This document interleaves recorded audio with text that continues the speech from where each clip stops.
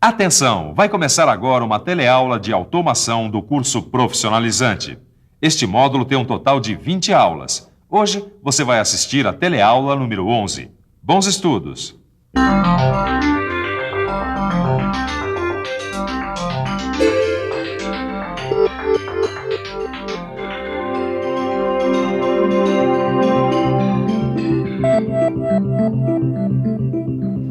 Hoje a gente vai falar de revolução, mas calma, não é esse tipo de revolução que você está pensando. Nessa revolução não tem armas, não tem tanques, não tem povo na rua, nada disso. A revolução que a gente vai falar hoje é feita de chips, bytes, telas, teclados e processadores. É a revolução da informática.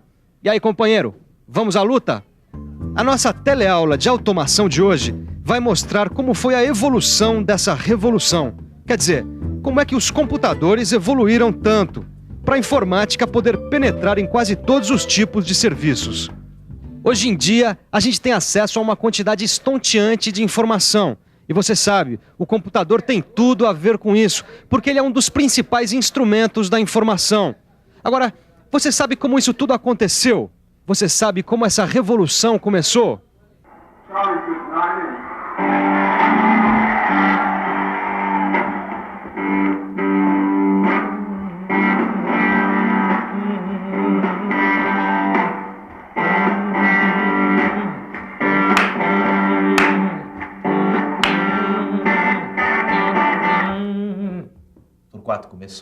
Começou. E foi nos anos 50, junto com o rock and roll. Como é que é? A revolução dos computadores, mano, começou nos anos 50 junto com o rock and roll. As duas revoluções começaram juntas. Será que é isso mesmo? É isso mesmo. Em 1950 já existia um computador, o ENIAC. Ele ocupava uma sala toda e custava $500 milhão. Mas é claro que do ENIAC em diante começam a aparecer computadores menores e pelo menos um pouco mais baratos, né? Todos eles eram produzidos pela mesma indústria. Confira no nosso arquivo. O primeiro computador comercial foi o IBM 650. Depois dele, veio o modelo 1401, que ampliou a presença do computador nas grandes corporações. E a partir desse modelo, foi desenvolvida uma família de computadores comerciais, a linha 360. Com ela, começa a terceira geração de computadores.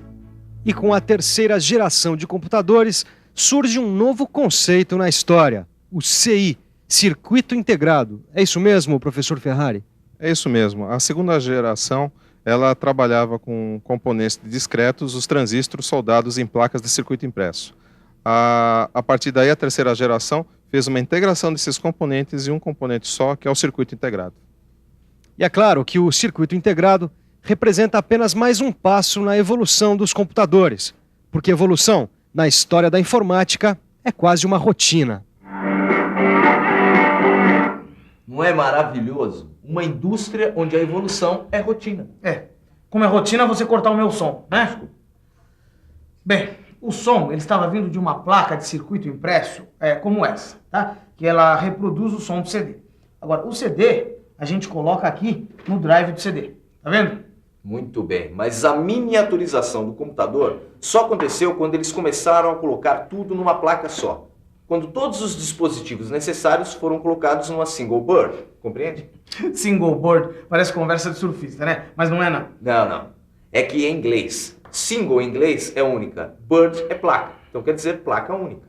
Tá dando para perceber que em computação tem muitos termos em inglês, né? Mas é bom você já ir se acostumando, porque é assim mesmo. Por exemplo, aqui nós usamos esse desktop, que é perfeito. Temos também o laptop, que dá conta do recado, até o palm top, que dá para fazer muita coisa. Não disse. Desktop, laptop e palm top. Você vai conhecer cada um deles agora. Esse aqui é o desktop, que vai sobre as mesas nos escritórios. Conforme a capacidade, o processador do desktop pode ficar embaixo do monitor ou independente dele. Já esse outro aqui é o laptop. Ele é bem menor e tem o teclado e o monitor embutidos no mesmo corpo. E tem ainda esse outro aqui, olha, bem menor, o palm top, que cabe na palma da mão. Agora, você sabe qual foi a grande revolução dentro da evolução dos computadores? Foi quando eles começaram a se comunicar em rede. Está por dentro?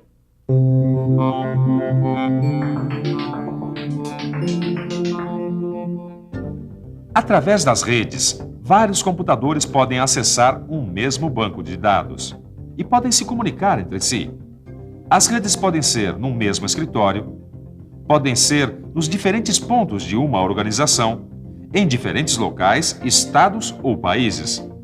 Ou podem ser redes mundiais, de conexão ilimitada, como é o caso da internet.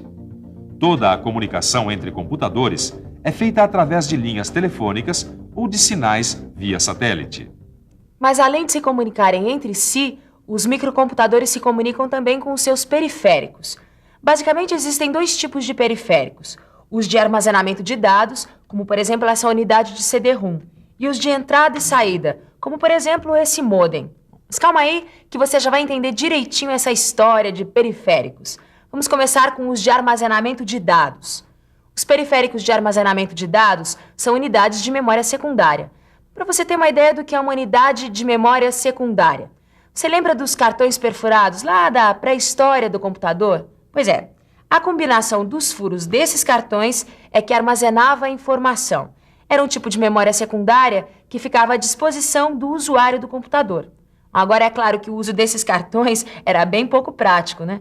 Por isso, mais tarde, eles foram substituídos por fitas magnéticas. Confira no arquivo. Com as fitas magnéticas, os programas e as informações ficavam armazenadas em sinais. Do mesmo jeito que a gente grava músicas em fita até hoje. Mais tarde, para deixar o armazenamento mais prático, foi desenvolvido o disco magnético. Conhece? Conhece isso aqui? Isso aqui é um disco magnético. Ele substitui a fita no armazenamento da informação. E dos programas também, né, mano? Certo. Agora, o importante é que para você localizar a informação aqui dentro ficou muito mais ágil. Você não precisa mais ficar rodando para procurar informação, que nem em fitas cassetes, por exemplo. Porque, na verdade, a leitura do disco não é feita apenas por um, mas por vários cabeçotes, que nós chamamos de cabeças. É isso mesmo. Como vocês podem observar, o Torquato é uma cabeça. Obrigado. Mas você poderia rapidamente explicar quais são os tipos de discos magnéticos? Posso. Os discos magnéticos são classificados em dois grupos de acordo com a sua dimensão e a sua capacidade de armazenamento. Mas, mano, quais são esses grupos? Os grupos são os discos rígidos, como esse Winchester, e os discos flexíveis, como esse disquete. E eles são encontrados em várias versões. Você vai conferir agora como é que os discos rígidos e flexíveis variam em dimensão e capacidade. Quanto à dimensão, os discos flexíveis variam entre 5 1/4 de polegadas e 3 polegadas e meia. Já os discos rígidos podem ser do tipo full, que são maiores, ou do tipo slim, que são menores. Quanto à capacidade, os discos flexíveis de 5 1/4 são de 360 KB e 1,2 MB, enquanto os de 3,5 são de 720 KB, 1,44 MB e 100 MB. Já os discos rígidos podem variar de dezenas de megabytes a dezenas de gigabytes de capacidade. Mas capacidade de armazenamento mesmo é a do CD-ROM. É esse disco que você já deve ter ouvido falar, não é? O CD-ROM é um dispositivo de memória secundária que, além da maior capacidade, tem maior velocidade de resposta na disponibilização de programas e informações. Bom, deu para você ter uma ideia dos dispositivos periféricos de armazenamento de dados. Vamos ver então os outros periféricos que estão faltando, os de entrada e saída. O primeiro dispositivo de entrada e saída que você aprende é esse aqui, o monitor de vídeo. Assim como na sua TV, o monitor pode ser monocromático ou colorido. Ah, mas ele pode variar muito de resolução. O que o mano quer dizer é que o monitor pode ser mais ou menos preciso na apresentação das imagens, compreende? Compreendo. Não estou falando com você, estou falando com o pessoal que está assistindo, presta atenção. As telas dos monitores variam muito conforme o padrão de sincronismo, número de cores e outras coisinhas mais. Existem telas do tipo EGA, CGA, VGA e Super VGA. Cada uma com um padrão diferente de resolução, sincronismo e cores. Um outro periférico de entrada e saída bastante importante é a impressora. Bom, como você está vendo, aqui tem vários tipos de impressoras. A impressora matricial, a jato de tinta e a impressora a laser, que é a que oferece maior qualidade. E ainda tem mais uma série de periféricos de entrada e saída, como secretária eletrônica, fax, gravadores. Todos são acessórios que aumentam tremendamente o potencial de comunicação do computador.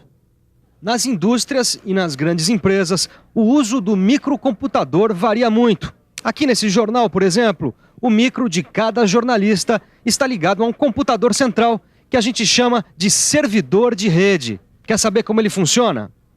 O servidor de rede tem uma infinidade de informações armazenadas na sua memória. E essas informações podem ser acessadas por cada micro ligado a ele. E tudo ao mesmo tempo. E nas indústrias, o uso do computador é bem diferente do que nos escritórios. Mas isso fica para a próxima teleaula. Por enquanto, você revisa tudo que aprendeu na teleaula de hoje. E atenção, se liga aí que é hora da revisão. Na nossa teleaula de hoje, a gente viu como foi a evolução dos computadores. Você viu como surgiu o conceito de compatibilidade entre os equipamentos. Conheceu os principais tipos de microcomputadores. Viu como eles operam em rede e teve uma boa ideia dos periféricos do micro, conferindo quais são os principais periféricos de armazenamento de dados e de entrada e saída. Olha, só tem uma saída para quem quer aprender mais sobre microcomputadores. É pegar o livro, estudar bem a aula, fazendo todos os exercícios. É isso aí. Eu garanto que vai ser o maior barato. Agora eu tenho uma surpresa para o meu amigo Torquato.